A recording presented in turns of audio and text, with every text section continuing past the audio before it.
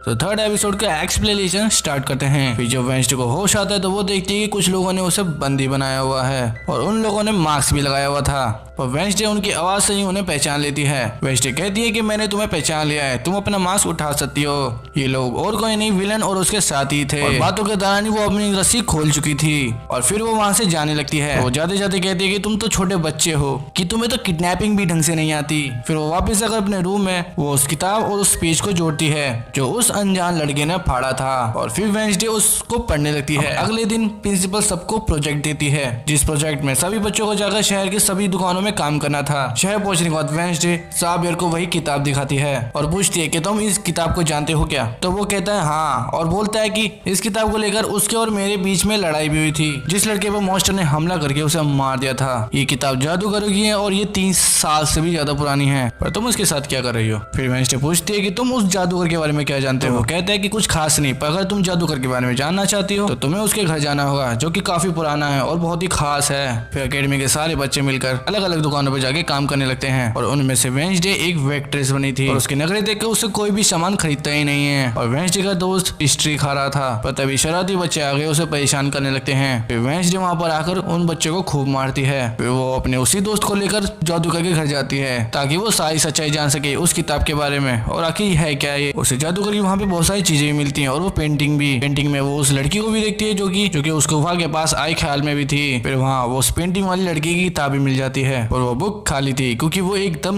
नकली थी। पर तभी वहाँ पर इंचार्ज आ जाती है और वेंसडे उससे असली बुक का पूछती है कि असली बुक कहाँ है, जिस पर वो लेडी कहती है कि वो किताब तो चोरी हो गई थी, बल्कि जिस घर में तुम खड़ी हो वो भी जादू का घर है ही नहीं। और फिर वेंसडे उस वेटर से मिलने उसके होटल जाती है और वो जादूगर के असली घर के बारे में पूछती है और वेटर उस जादूगर के असली घर के बारे में बता भी देता है कि कहाँ है वो। फिर वेंसडे वहाँ पे जाती है और वहाँ पे उसे एक बूढ़ा आदमी मिलता है। फिर वो बूढ़ा आदमी कहने लगता है कि मेरी जगह है, निकलो यहाँ से। और वेंसडे का साथी हाथ उस बूढ़ा आदमी पे हमला कर देता है, जिससे डर के वो बूढ़ा आदमी वहाँ से भाग जाता है। पर वेंसडे को यहाँ से कुछ भी नहीं मिलता। और फिर जब यहाँ से वो जा रही होती है और फिर जैसे ही वो गेट को छूती है तब उसे एक ख्याल आता है। वो ख्याल में देखती है कि एक जादूगर एक लड़की को चुड़ैल घोषित करके उस घर में बंद कर देता है जहाँ पे बहुत सारे लोग बंधे हुए थे, क्योंकि वो सारे लोग आउटकास्ट थे, यानी कि वैम्पायर्स, वुल्फ और वगैरह वगैरह। इसलिए जादूगर इन सभी को शैतान समझता था। इस घर के दरवाजे को लॉक करने के बाद वो उस पूरे घर में आग लगा देता है। फिर वो लड़की जिसको जादूगर ने चुड़ैल घोषित कर दिया वो अपनी मॉम को आजाद करने की कोशिश करती है, मगर नहीं कर पाती क्योंकि सभी लोग जंजीर से बंधे हुए थे,